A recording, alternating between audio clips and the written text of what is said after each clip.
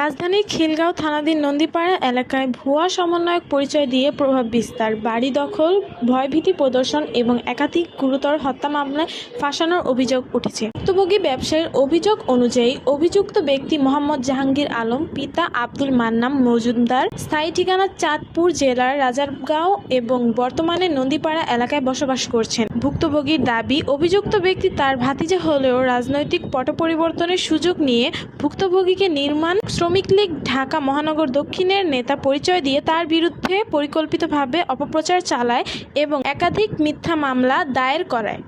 এর ফলে ভুক্তভোগী প্রায় 1.5 বছর কারাগারে ছিলেন এবং প্রায় 20 লক্ষ টাকার আর্থিক ক্ষতির সম্মুখীন হন। তিনি আরও অভিযোগ করেন, অভিযুক্ত ব্যক্তি নিজেকে সমন্বয়ক পরিচয় দিয়ে স্থানীয়ভাবে লোকজন জড়ো করে মব সৃষ্টি করে তাকে তার নিজ বাড়ি থেকে জোরপূর্বক বের করে দেয় এবং পরবর্তীতে সেই বাড়ি দখল করে নেয়।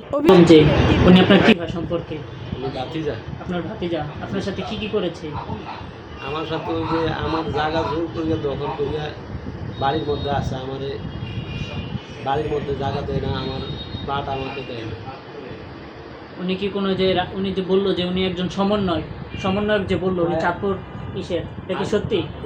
আগে ওই দেশে আওয়ামী লীগের ছাত্রলীগের নেতা ছিল, পরে বিদেশ যায়, বিদেশটা আইসা পরে ঢাকা আসে, ঢাকা এসে আবার আওয়ামী লীগের সাথে মিশা থাকে কিছুদিন, থাকার পর বিএনপির নেতা হিসাবে সমন্বয় সাহায্যে আমার 5টা মামলা তো মিথ্যা মামলা দেয়।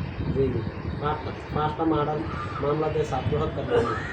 ছাত্র এই যে আপনি যে রাজনীতির সাথে জড়িত, ঢাকা মহানগর শ্রমিক লীগের ঢাকা মহানগর দক্ষিণের যে নেতা, এটা কি আপনি সত্যি?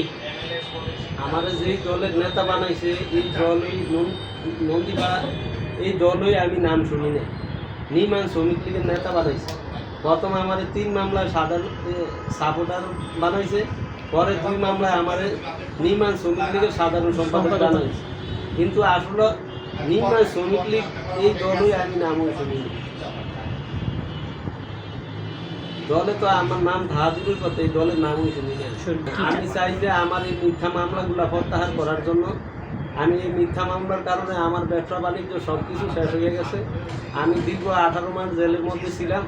এখন আমি জেল থেকে বের হইয়া আমি এই মামলাগুলো প্রত্যাহার চাই এবং ভবিষ্যতে যেন আমাকে কোনো রাজনীতি কোনো মামলা না দেওয়া হয়, আর আমি যেন এলাকার মধ্যে ব্যবসা বাণিজ্য করতে পারি, আমাকে যেন এই সুযোগটা দেওয়া হয়।